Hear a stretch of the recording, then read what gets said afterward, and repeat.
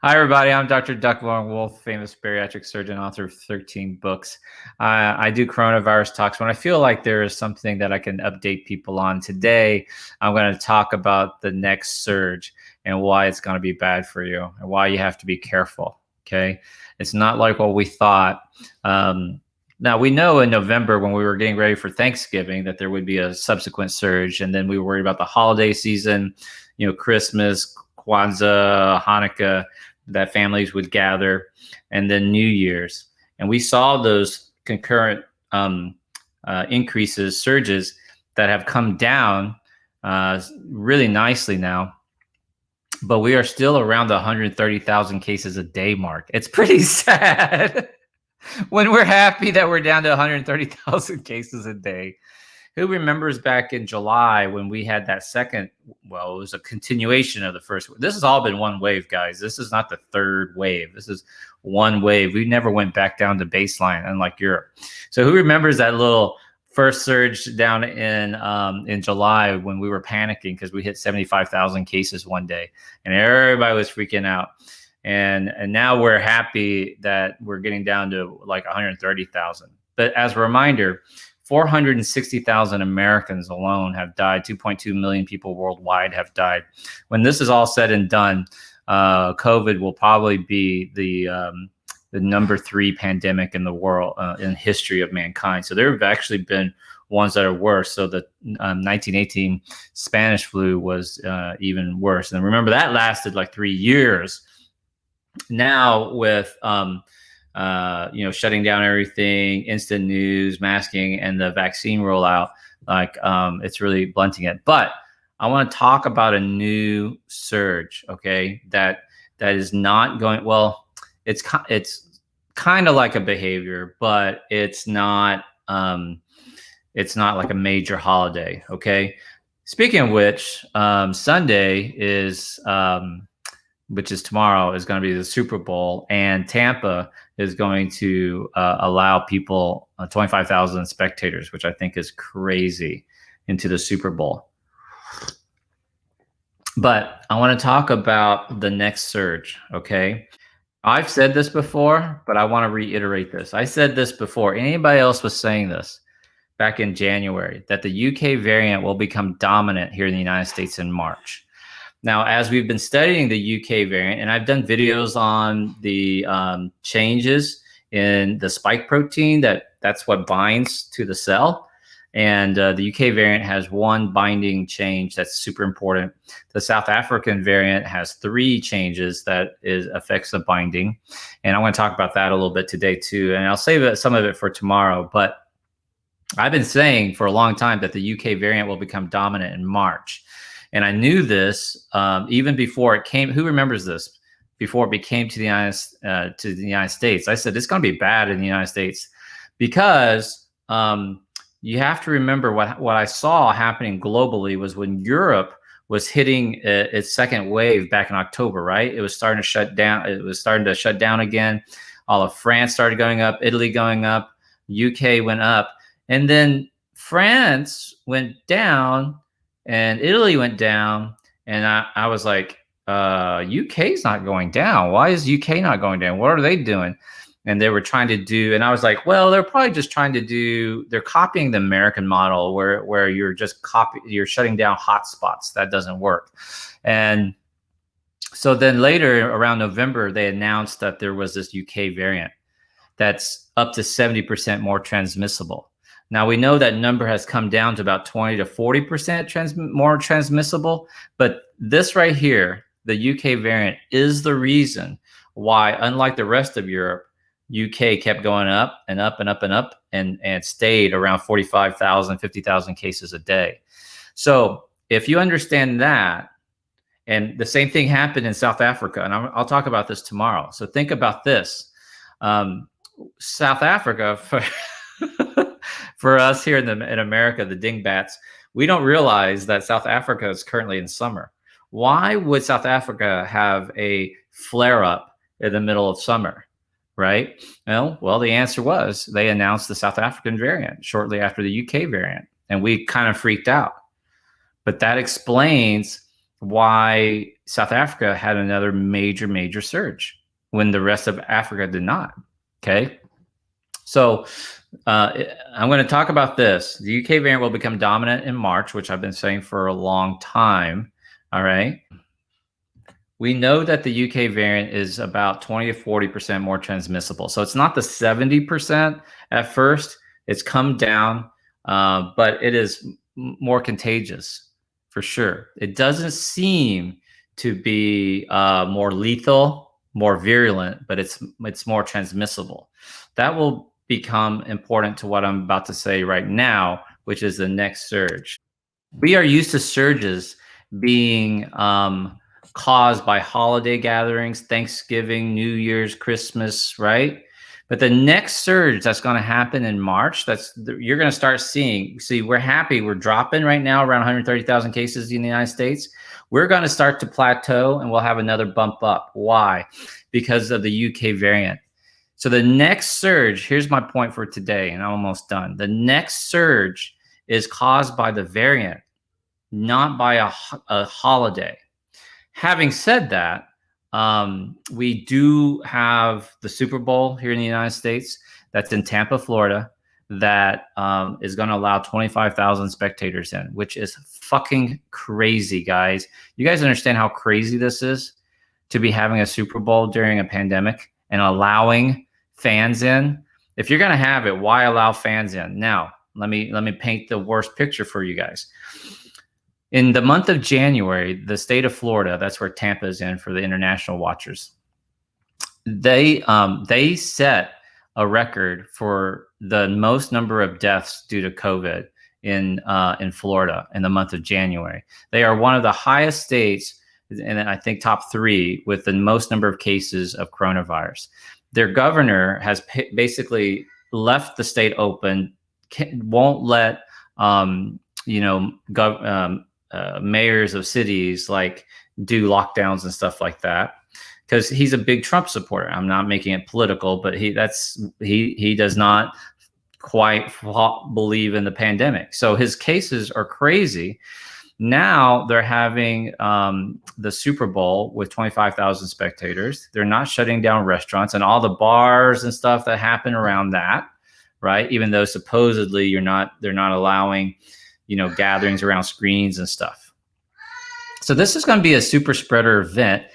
And number 2, which is important, what I'm trying to say is that the state with the highest number, point number 2, guess which state has the most UK variant cases? Guess which state? That's right. Fucking Florida. Florida is number 1. Florida has the most UK variant cases in the United States. And now they're about to have the Super Bowl in Florida with 25,000 fans. Are you fucking kidding me? This is crazy. So what will happen is, number 4, Florida will become the new epicenter of the UK variant surge. Now you could argue with me like, well, maybe the Super Bowl is a holiday or an event, but it's really more about the variant. It's 40% more transmissible. You are in a wide open state, right?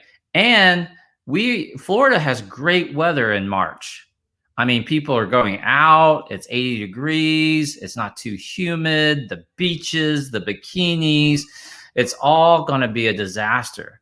And you have this attitude about how there was this news broadcast the other day where a owner of a grocery store chain did not require anybody to wear a mask. And he came out on the air and said that he thinks that the 430,000 American deaths was a hoax, was a lie. I'm like, are you kidding me? You're a community leader, right? It's ridiculous. So you have this very cavalier attitude in a state where the governor doesn't believe it, where everything's opened up. You have the highest number of UK variant cases. You have a great, amazing weather, and people are going to go to beaches, man. People are going to go to restaurants and bars, and this will be the epicenter. Florida, Tampa. This is where it's going to start.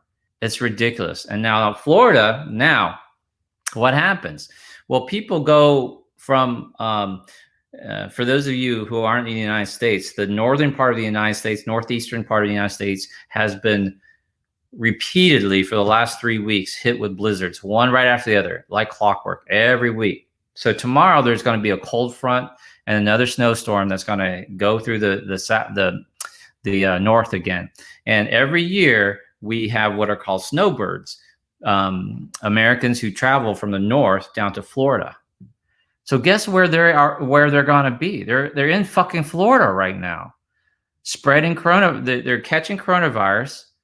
And then guess what's going to happen after this surge up in Florida? What do the Uncle Billies of the world do? What do they do?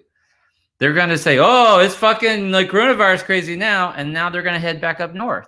They're going to head back up to New York and Boston and these cities and DC, and taking with them this new UK variant.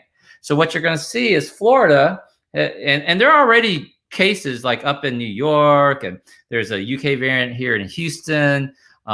We haven't seen that sort of spread yet, but it's going to go from Florida down here to like spread all across the United States. Does this make sense to you guys? So the next surge that you need to know about isn't going to be because of a behavior. Well, it's partially behavior, but it's this variant. All right. So tomorrow I'll be back on. We'll see about shaving my head. But I'll talk about what will happen with the South African variant. The UK variant is in, I've lost count, 50 countries now, right? Because we continue to have air travel. Airlines are like fighting back against like letting people in and making them take tests because it's hurting their business. American Airlines is furloughing 13,000 workers. Our economy is going to go to shit. And we have the Uncle Billies of the world. Dude, do not misunderstand this whole Super Bowl thing. Why are we playing sports? Why do we have fans at NBA stadiums? When we had like hardly any cases last March, we shut down all the NBA season. Now we have 130,000 fucking cases a day. Open her up. Let's have fans in for basketball.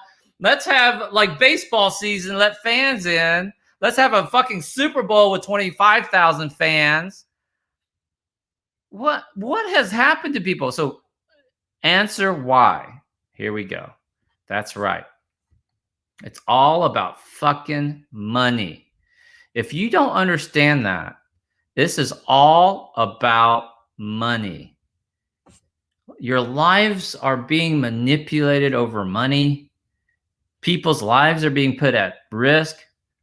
But Dr. Vuong, people have got to make money, like these vendors and these restaurants and bars and business. You're fucked up. They are lying to you.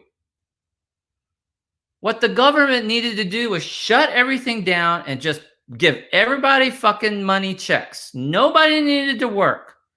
Just pay for everybody's mortgage, rents, and whatever. That sounds stupid, Dr. Vuong. No, it's not.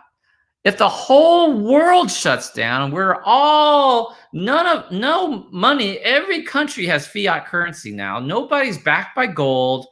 It's all made up. So if all the countries over the world shut down and we just give people money, and when this shit is over, which it would have been in about 3 or 4 months, then we open up back up and you just hit the reset button on fiat currency. Does this make sense? If everybody, it's all relative scale. That's how money works. None of it's backed by gold. We're not on there's no Fort Knox anymore, guys. It's totally ridiculous. So what happens is, and this is not conspiracy, but like there are people controlling currency. I mean, billionaires have made more money than ever. These hedge funds have made huge amounts of money on the stock market. It's the little guys. It's the mom and pop shops that are hurting. And that big fucking stimulus we got last spring went to the big companies, didn't go to mom and pop shops. I'm mad about it. So now you have people who are misled, misquoted, misunderstand, don't know about money, saying, "Oh, you're going to destroy the economy by printing a $2 trillion stimulus. It only needs to be 600 billion."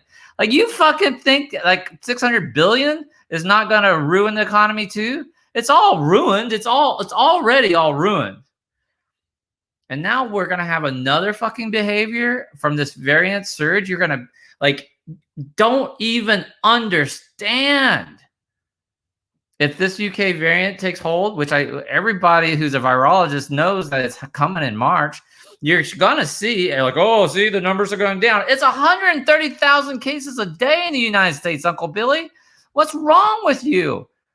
And now that you're gonna see it plateau, and you're gonna see it go back up, and you go, whoa, I wonder why. See, it's a hoax. Like,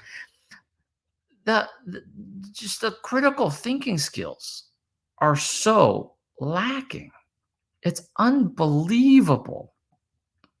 The fundamental knowledge about money. Someone posted earlier, and I blocked them, about it. Shame on you for charging for the rapid test kits. The prices you're charging are ridiculous. The prices I'm charging is 1/3 of what it costs. It's 67% less than what you can get at a fucking airport, or what you're going to have to pay. Oh no, these kits are, these testing's free. The testing's free. The testing's free, but the doctor's office is going to charge you $50 to administer it. I took my daughter for a nasal swab because that's what her mom wanted, and they charged me $250. So you don't know what the fuck you're talking about, man. Don't have any sense of economy in the real world, guys. It's all fucked. Listen to me. I thought you were going to be all about happiness and stuff. It's all fucked. We should have locked everything down, and everybody should have had everything on moratorium, including mortgages. So now you don't have to worry about landlords, right? Landlords are angry because you can't evict people. Well, that wasn't the full thing. You needed to stop mortgages so the landlords now don't have to pay their mortgages on the bank notes. And then the renters don't have to pay the landlords, right? That should have happened. We should have shut down, except for all essential services, food, medical,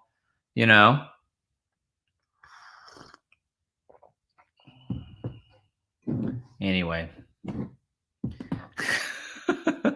What do you need to know? The next surge is going to be due to this UK variant. It's much more transmissible. It's coming at a very bad time. It's going to come through Florida. And this is not the time to let down your guard. Oh, see, I didn't even talk about this. Thank you for reminding me. Somebody just said, can't get my second vaccine. Yes. No, before I wrap it up, let me get on fire now. Fucking vaccine rollout's been a joke. First of all, the motherfuckers lie to us. You've been had. That last administration lied. Oh, we're going to have 100 million doses. The fuck you? Not even close. 20 million doses by the end of the year. You weren't even close to 20 million doses. And now all of the manufacturers are backing down on their estimates. We're going to give you 100 million doses. Nope. 50 million doses. Nope. 20 million doses. Nope.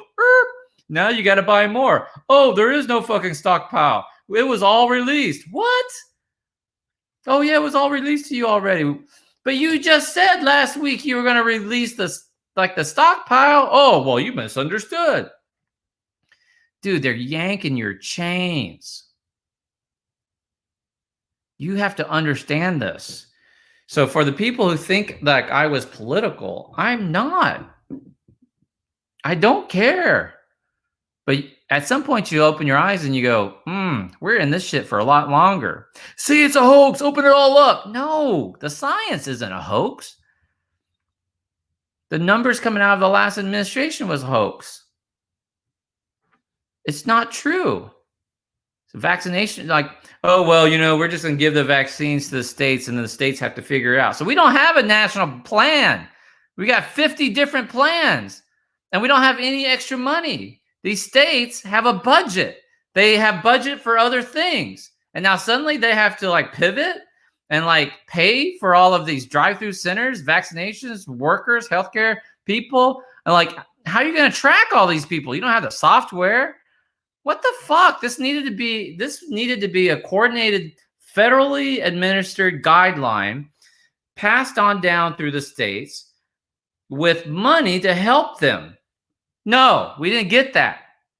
That's how much the last administration loved our fucking country. Let us fend for ourselves, fight amongst each other, riot on the Capitol. I mean, think about that. And I don't care if it was Republican. If it was a Democrat who did this, I would be just as angry. So now, my point, thank you for reminding me, is we're going to have this surge from this variant, and our vaccine rollout has been delayed. They can't. Why can't they manufacture more? Are you fucking kidding me? You don't think there's been shady shit done behind doors? Of course there has been. This is politics, man. Do you think? Why wouldn't they? They're at max capacity. If you could roll out more and sell more, make more money, why wouldn't you? It's a scam, guys. Not the vaccine, the whole process, the whole politics. Get your vaccine, get your vaccination. When your number's up, it's your time, roll up your sleeves, man. Get vaccinated. Doesn't matter which one. If it were me, I'd ask for the Moderna, but I don't really care right now, you know. But the Johnson & Johnson just late Thursday night applied for approval for their vaccine with FDA. And that's intended, we'll probably get FDA approval at the end of February, which means March we'll have our third vaccine. There's no fucking way the U.S. is buying Sputnik, Russia's vaccine, and there's no fucking way the U.S. is going to approve the Chinese vaccine. Let's assume that their data is accurate, right? And let's assume their data is good, which the Chinese vaccines data is not good, but let's assume it is. And let's assume they admit it to the FDA. And let's assume that the FDA goes through the same process and looks at the data. There is no fucking way the FDA is approving any vaccine from Russia or China. Tell me it's not political. My attitude is not political, but what's been happening, this fucking shit show of a pandemic response has totally been politicized. Backhand deals, shitty deals, all sorts of stuff. Right? And here's a good point. Gym owners, small business owners, they're the ones suffering. Dr. Vuong, you're just a socialist. You want to shut everything down. So no, I'm not. I understand restaurant owners are suffering. I understand mom and pop stores and gift stores are suffering. They're the ones who needed the fucking help. That's where the leadership should have been. The leadership should have been giving money easily. Fucking Venmo can do it. Why do you need to crash a website? You got our tax ID. You got our social security number. Why wouldn't you automatically deposit it? You already automatically deposit my fucking tax return, which I don't. I mean, I don't get a payback, but you understand what I'm saying. People who get a refund on their taxes, you don't get a check, do you? No, man. It's like automatically debited, like dropped into your account. I wouldn't know. I haven't had a refund in years. But you get the point. It didn't need to be this fucking hard. And if you don't think somebody fucking, who is slightly orange in color got some sort of kickback from his cronies, why did these big ass companies get all of the stimulus money? Think about that. Come on. That's the conspiracy. It's not the virus is the conspiracy. It's the idiotic leadership. Okay, so what all that means is Us overcoming this pandemic has just been fucking dragged out further. Been dragged out further. We are a bunch of spoiled brats in America. We can't shut down, take our medicine, do the right thing. No, we have to have our own temper tantrums. We have to yell at people who don't agree with us. We have to act emotional as opposed to intellectual. Follow the science. Pay people so that they can stay alive. Put moratoriums on everything, your bank loans, your mortgages, your business loans, and just pay, and all the companies. If you're a non-essential company, just shut that shit all down. All right? Opening it up, let me tell you. I have the best response right now. Here, y'all share the button. I have the best response for people who need who say we just need to open it up. If you just opened it up, the whole, like, our economy would get going, everything is better. Here is the best response. You ready? You ready? Here it is. Imagine, let's say you're a good person. You're all good people, but let's say you've been staying at home. Let's say you've been social distancing. Let's say you used to eat out 3 times a week, right?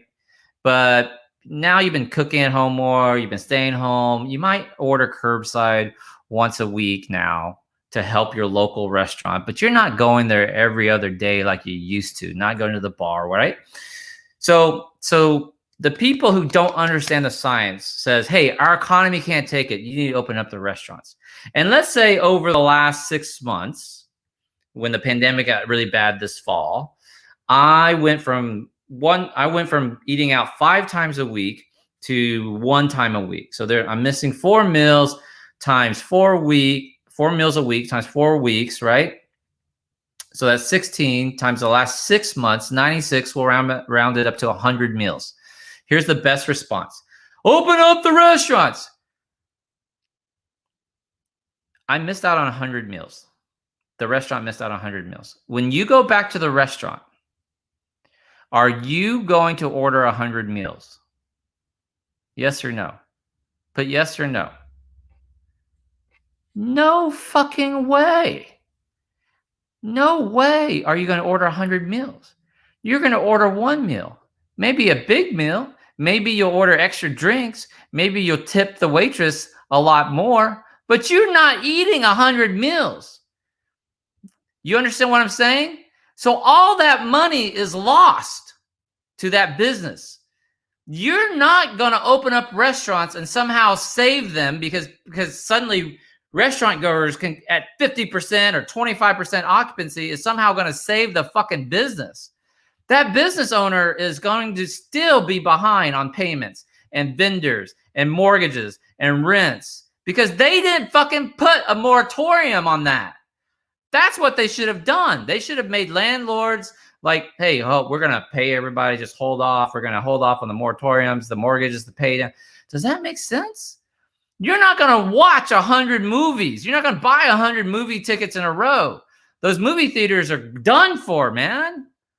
That's the best fucking response to someone says, we just need to open up. These businesses are dying. These businesses are dead, guys. They're gone because our leadership didn't do the right thing.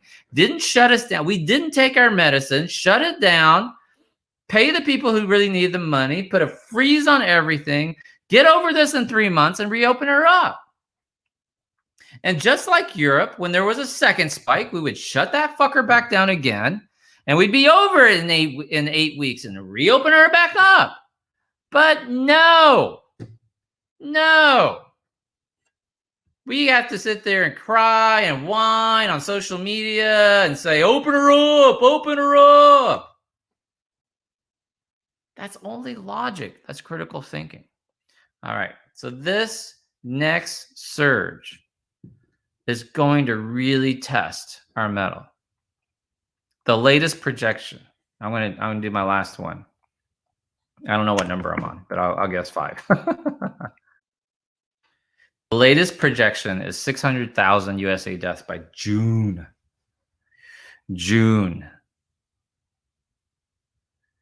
We're going to hit 500,000, right? At the end of February. So that's March, April, May. 3 months to make another 100,000. So see, we're doing better, Dr. Vuong. And I said we would have 700,000 deaths by this whole pandemic is over, which will probably be end of 2021. Because we got fucked up administrations, we've got incompetent vaccination rollouts, we've got mask holes, we've got sporting events, we've got rallies, we've got protests, we've got schools, we got fucking spring break. I even forgot to say spring break. Man, spring break in Florida, spring break in Cancun, spring break in Mexico. These are idiots. We have snowbirds. We got people going to, oh God, don't even get me fucking started. Because we have no patience. We can't put off. We have to have instant gratification. We have failed the cookie experiment, guys. You remember the cookie experiment? Huge. They sat a group of kids down. This has been repeated multiple times using multiple different things. But, cookie experiment. They said, don't eat this cookie. And if you don't eat this cookie, you'll get 2 cookies. So the researchers left them alone, and some kids ate the cookies right away. Some kids held off for a few minutes and then ate the cookie. And then some kids listened and didn't eat the cookie. They followed these kids their entire lives for years and years into adulthood. And the kids who could put off that gratification, who listened, they were significantly more successful in life than the other kids. Now that's a fucking study. And they've repeated it over and over again using different things and different looks, and it's always the same. So this is it. Karen Harrison, USA is a 3-year-old having a tantrum. The marshmallow test, that was original, I think, was the marshmallow, right? It's fucking crazy. It's craziness. All right. So, guys, I want you to stay safe.